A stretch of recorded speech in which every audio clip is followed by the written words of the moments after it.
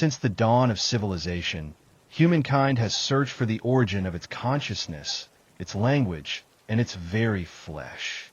The question of whether human DNA is a product of random evolutionary mutations or a deliberate artifact of design has haunted philosophers, geneticists, and seekers of hidden truths for millennia. Some ancient traditions, preserved in the oldest myths, whispered of beings who descended from the stars, bringing the spark of life, knowledge, and power. In nearly every culture, from the Sumerians to the Egyptians, from the pre-Columbian civilizations of the Americas to the hidden chronicles of the East, there are stories of gods who mingled with mortals, altering their bloodlines and imprinting an unseen signature into the human genome. While many scientists dismiss these tales as symbolic or allegorical, others have begun to re-examine the peculiar anomalies in our genetic code. Sequences that seem to appear fully formed, inexplicable insertions that do not fit the neat progression of Darwinian evolution, and dormant strands that appear to wait for activation.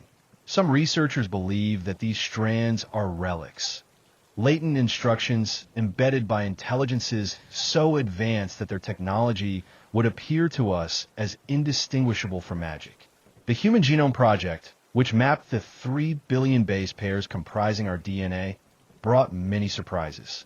Among them was the discovery that only a small fraction of our genes, less than 2%, directly code for proteins.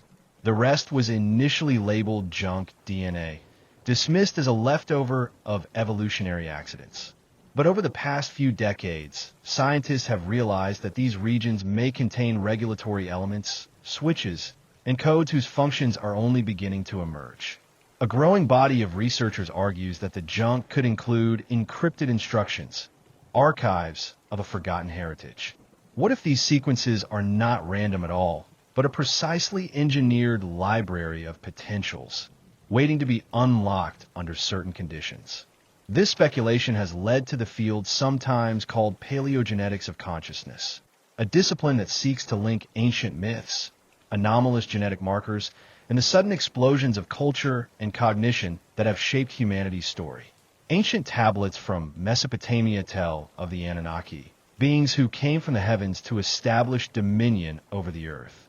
According to interpretations of Sumerian texts, they created humankind as a hybrid labor force, blending their essence with the existing hominids of the planet.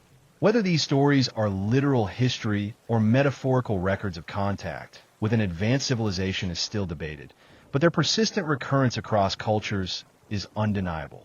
In Egypt, the myth of Osiris tells of a god-king who passed on the seeds of divinity to humanity. In Mesoamerica, Quetzalcoatl was said to have shaped people from the substance of his own body, embedding his spirit within their flesh. In the Vedic traditions of India, there are references to Devas and Asuras whose conflicts and unions shaped the evolution of species. What is remarkable is the consistency of the idea. Beings from beyond arrived, modified the human form, and endowed it with a spark of intelligence, perhaps even of soul. Modern genetics has begun to unearth peculiar markers, genetic alleles that do not follow the expected lineage of primate evolution. Some of these segments appear to have emerged in the genome abruptly, without a clear evolutionary precursor.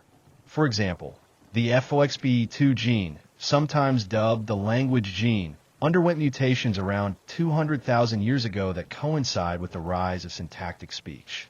The sudden emergence of complex language remains one of the most profound enigmas of anthropology. Some speculate that this gene was one of many that were artificially inserted or catalyzed by external intervention. This does not mean that humans were merely laboratory constructs, but perhaps that evolution was subtly guided, nudged at key junctures by intelligence capable of perceiving the long arc of time. There are patterns within mitochondrial DNA, passed down the maternal line, that also raise questions. In 1987, the mitochondrial Eve hypothesis suggested that all living humans share a common maternal ancestor who lived about 200,000 years ago in Africa. Yet the speed and uniformity with which Homo sapiens replaced other hominids, such as Neanderthals, defies purely environmental explanations. Could this be evidence that something unique was introduced into the genome, a set of traits that made Homo sapiens not just another species, but an unprecedented leap of cognitive and cultural capability? The ancient traditions would say yes. The gods not only bestowed tools and language, but encoded their own consciousness within us. Some researchers have proposed that endogenous retroviruses, genetic elements left behind by viral infections, might have been used as delivery mechanisms to alter human DNA. These retroviruses act as molecular syringes, inserting genetic payloads into the host genome. While most of these sequences are dormant, some are functional, influencing gene expression and even embryonic development. To proponents of the ancient intervention hypothesis, endogenous retroviruses are not simply the fossil traces of random infections, but engineered instruments, biological vectors left behind by a civilization whose biotechnology surpassed anything we can now imagine. If this is true, then within the junk DNA lie archives of intention, instructions for adaptability, hidden gifts, and perhaps pathways for awakening dormant capacities. Related mystery is the phenomenon of non-coding RNAs, molecules transcribed from DNA that do not translate into proteins but regulate gene activity. Their complexity and ubiquity have only recently been recognized, and their full function remains elusive. Some speculate that these regulatory RNAs act as a dynamic interface, an operating system that responds to environmental triggers, stress, and even psychological states. If true, then our DNA is not merely a static blueprint, but a living archive that interacts with consciousness itself. The ancients spoke of the word, the logos, as the creative power that shaped matter. In a modern context, one could envision that the vibration of language, sound, and thought influences gene expression through pathways science has barely begun to chart. Another fascinating clue lies in the peculiar distributions of genetic markers associated with intuition and perception. Studies of the serotonin transporter gene, 5-HTTLPR, and the COMT gene suggest correlations between certain alleles and heightened sensitivity, creativity, and openness to altered states of consciousness. These traits, while often stigmatized as disorders, may be relics of an older adaptation, an inherited capacity to perceive hidden dimensions of reality. If, as many ancient sources claim, the gods who seeded humanity were beings whose awareness extended beyond ordinary perception, it would make sense that their legacy includes dormant faculties of consciousness. Perhaps what we call psychic abilities, intuition, telepathy, precognition, are atavistic remnants of an ancestral heritage, encoded in our DNA and awaiting reactivation under the right conditions. Within esoteric traditions, the concept of the light body, a subtle structure of energy interwoven with the physical form, has parallels in multiple cultures.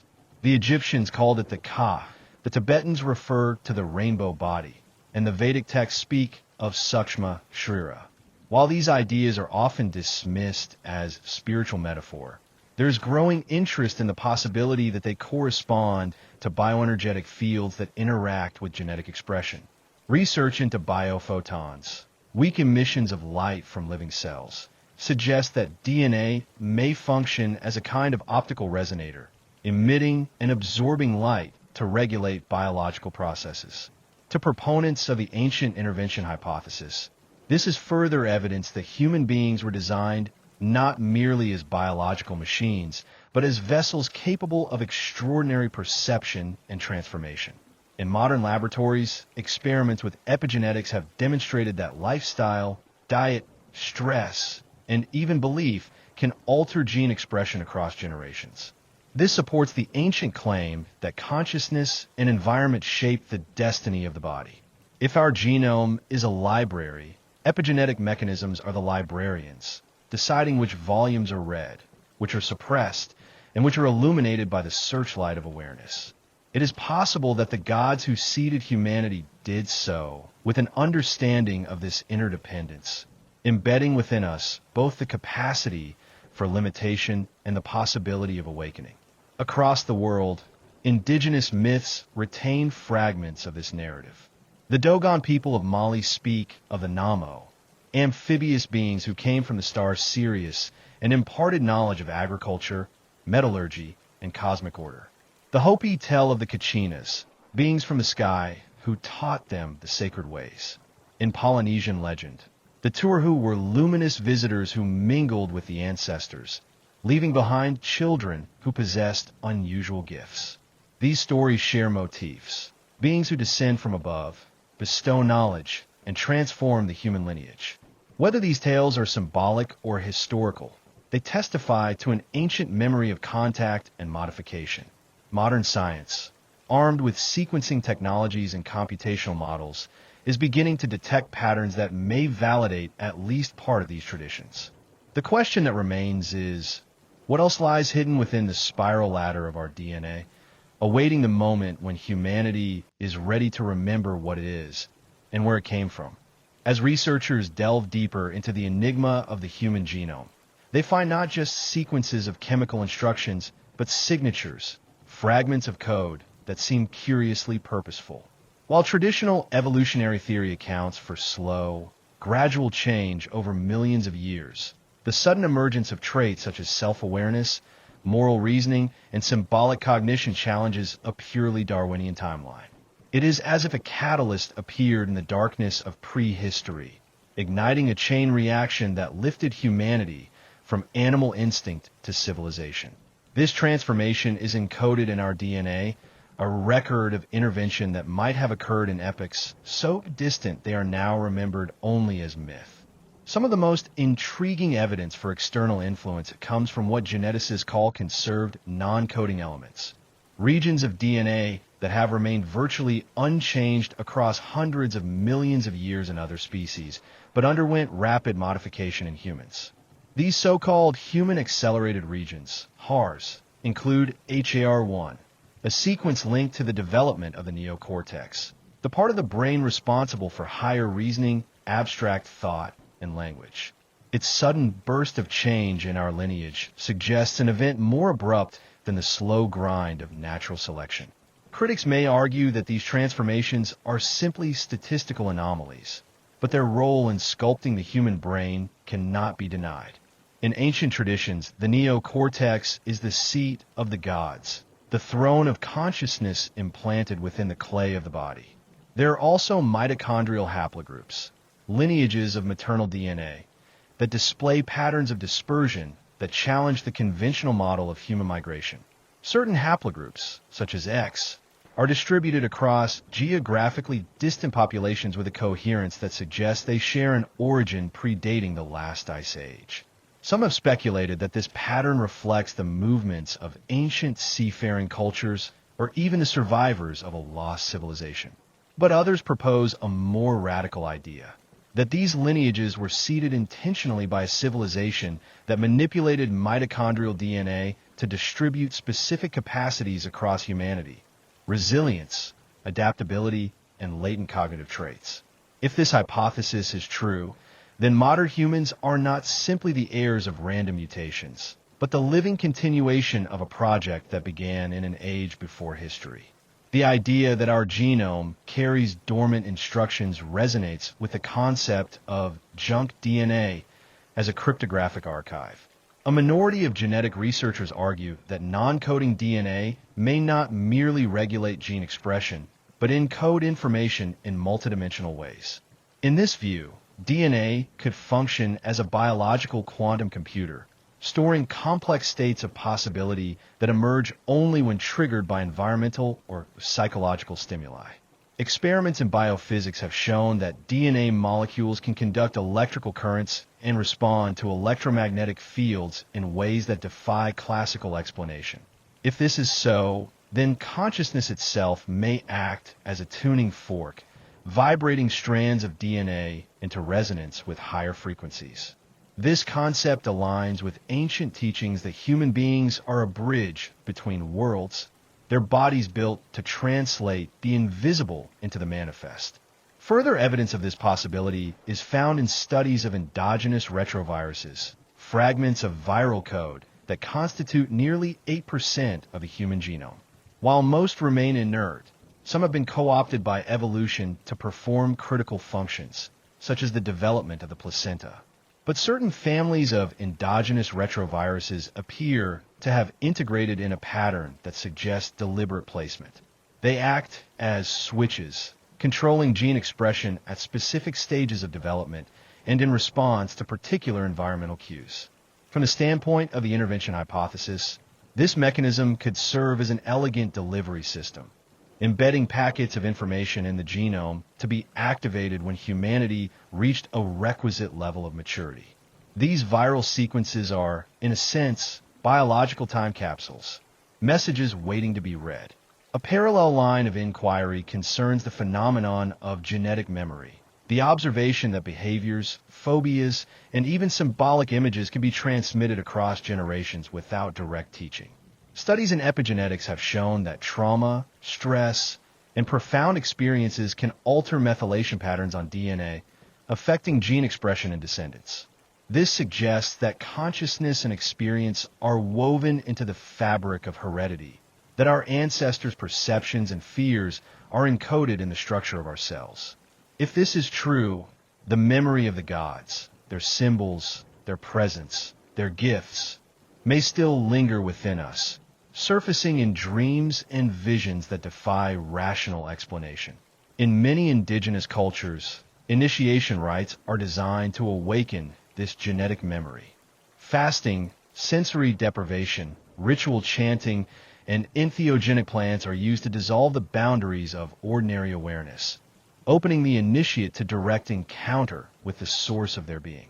Anthropologists often interpret these experiences as psychological projections, but from another perspective, they may be a technology, an ancient methodology for activating latent capacities encoded in DNA.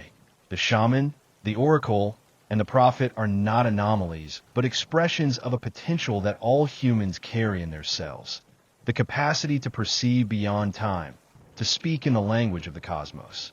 One of the most striking consistencies in world mythology is the motif of a golden age, an era when gods and humans walked side by side, when knowledge flowed freely and the divisions of language, tribe, and species were unknown.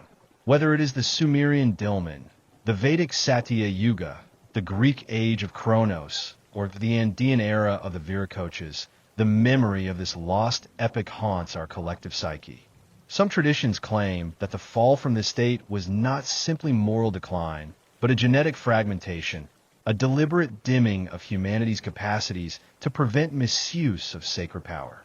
In this view, much of the non-coding DNA is not defective, but dormant, switched off by design, awaiting a future era when humanity is ready to reclaim its heritage.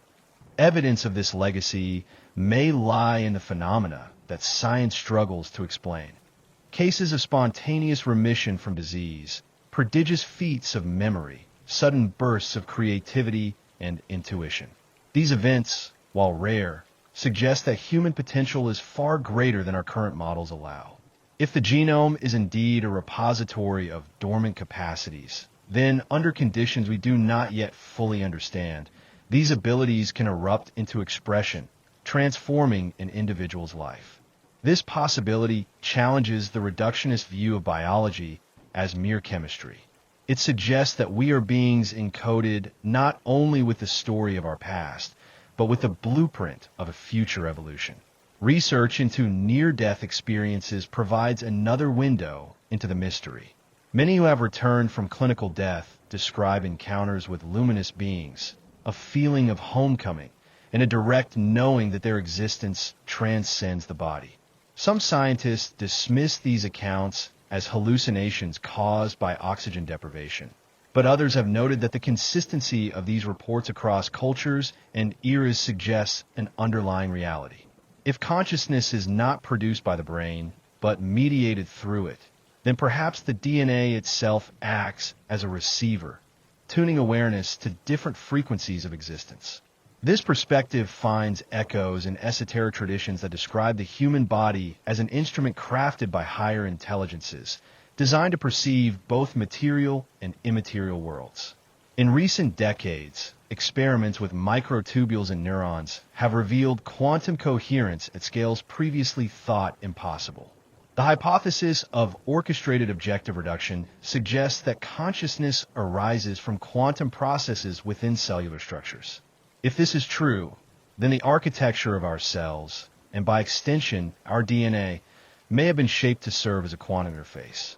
This would explain why certain meditative and contemplative practices, developed independently across cultures, appear to influence not just mental states, but measurable physiological processes. The activation of this latent potential may be the key to the next stage of human evolution, a stage foreseen in the myths of the return of the gods. Ancient prophecies often speak of a time when the veils between worlds will thin, when humanity will remember its origin and reclaim the powers that were hidden. Whether we interpret these visions literally or metaphorically, they point to an intuition that we are on the brink of awakening something vast within ourselves. The rapid advances in biotechnology, artificial intelligence, and cognitive science are converging on questions once reserved for mystics. What is consciousness? Where did it come from? And what dormant abilities lie within us, waiting for the right catalyst? Some believe that the rediscovery of these potentials will not come solely through external technology, but through a re-engagement with the wisdom encoded in our cells. The story of the DNA of the gods is not simply a tale of ancient intervention. It is the story of a hidden heritage, a genetic covenant between humanity and forces beyond comprehension. Whether those forces are extraterrestrial, interdimensional, or aspects of our own higher nature is a question each seeker must answer for themselves. But the evidence grows that our genome is more than a record of biological survival. It is a library of potentials, an encrypted testament to an origin that transcends the boundaries of time and space. In the spiral of our DNA, the memory of the gods awaits, silent, patient, and indestructible. If the genetic record is a testament to our hidden origins, it is also an invitation, a call to remember. From the earliest known civilizations, human beings have carried an instinctive awareness that something essential within us is concealed, perhaps even deliberately obscured. The mythologies of ancient cultures echo this intuition, that our creators, whether divine or extraterrestrial, imbued us with gifts and then veiled those gifts behind layers of biology and forgetting. The Gnostics of the early Christian era believed that humanity was crafted by a higher intelligence, but trapped in a material prison by lesser powers. They taught that the spark of divine knowledge was buried within the flesh, dormant until the soul was prepared to reclaim it. This idea resonates with the possibility that our DNA contains latent capacities designed to awaken in response to conditions that have not yet fully emerged. The question arises, what were these conditions? Some researchers speculate that it is not merely technological advancement that unlocks the archives within our genome, but a transformation of consciousness itself. In this view, the awakening of dormant genetic potential requires the harmonization of intention, emotion, and awareness, an alignment between mind and body that is more than mechanical. Such a hypothesis would explain why spiritual traditions across time have emphasized purity of heart, clarity of vision, and a commitment to truth as prerequisites for higher knowledge. If the human genome functions as a multidimensional interface, it may be sensitive to the vibrational states of consciousness, responding to love, awe, and reverence as keys that turn hidden locks. Modern studies of psychoneuroimmunology have already begun to reveal how thoughts and emotions influence genetic expression. Positive mental states can reduce inflammation, enhance immune function, and promote cellular repair. Conversely, chronic fear and anger can disrupt hormonal balance and accelerate aging. These findings suggest that the boundary between mind and body is far more porous than previously believed. Perhaps in the interplay of thought, feeling, and biochemistry lies the mechanism by which humanity's hidden inheritance is activated. This idea may sound speculative, but it aligns with the teachings of countless initiatory traditions. which insist that the evolution of consciousness and the transformation of the body are inseparable. Within the context of ancient intervention, it is conceivable that the beings who seeded humanity understood these principles intimately. They may have designed our genome not as a finished product, but as an evolving template, one capable of adapting and expanding in response to shifts in awareness. If so, the trajectory of human history can be seen not merely as a struggle for survival, but as an unfolding process of remembrance, a gradual reconnection to the source of our being. This perspective recasts the crises of our time, the ecological disasters, the psychological turmoil, the spiritual hunger, as catalysts designed to push us beyond old limitations. It is as though the latent instructions within our DNA require the friction of adversity to emerge. One of the most enigmatic aspects of our genome is its capacity for self-repair and renewal. Telomerase, the enzyme that maintains the ends of chromosomes, plays a critical role in cellular aging. Most human cells gradually lose their telomeric sequences over time, leading to senescence and death. However, certain cells, including germ cells, stem cells, and cancer cells, can activate telomerase indefinitely, effectively granting them biological immortality. This fact has puzzled scientists for decades. Why would nature encode the potential for endless cellular regeneration, yet restrict its use in most tissues? Some propose that this limitation is an evolutionary safeguard against uncontrolled growth. But others wonder if it is a deliberately imposed barrier, a fail-safe mechanism designed by the architects of our genome to prevent humanity from misusing the power of immortality before reaching a requisite maturity. The idea that human beings were engineered with constraints to prevent premature access to godlike abilities is echoed in myth. The Greek story of Prometheus tells of a titan who stole fire from the gods to give to humanity, an act that provoked divine retribution. In Sumerian legend, Enki defied the assembly of gods to endow humans with knowledge. The biblical narrative of Eden describes how Adam and Eve, after partaking of the fruit of knowledge, were barred from the tree of life, lest they achieve immortality. In all these stories, the same theme recurs: the tension between the gift of power and the danger of unrestrained ambition. If we interpret these myths as symbolic records of genetic intervention, they suggest that our creators understood the necessity of limits, that the path to reclaiming our hidden heritage must pass through ethical and spiritual refinement. Today, the rapid advances in gene editing technologies, such as CRISPR, have reopened the question of human potential. For the first time, we possess tools that allow us to rewrite the code of life itself. The prospect of eliminating genetic diseases, extending lifespan, and enhancing cognitive function seems tantalizingly close. Yet this power also carries profound risks. If our DNA is indeed an archive of ancient design, an artifact whose complexity we barely comprehend, then our interventions could have unintended consequences. Perhaps the very drive to modify our genome is part of a deeper process, an echo of the God's original act of creation, now refracted through human hands. Whether this leads to liberation or catastrophe depends on whether we approach this power with wisdom. The mystery of our origins is intertwined with the mystery of consciousness. Conventional science has long assumed that awareness arises from electrochemical processes in the brain. But mounting evidence suggests that consciousness may be a field, a non-local phenomenon that the brain and genome merely channel. Near-death experiences, remote viewing, and instances of verifiable precognition all point to capacities that transcend the known laws of physics.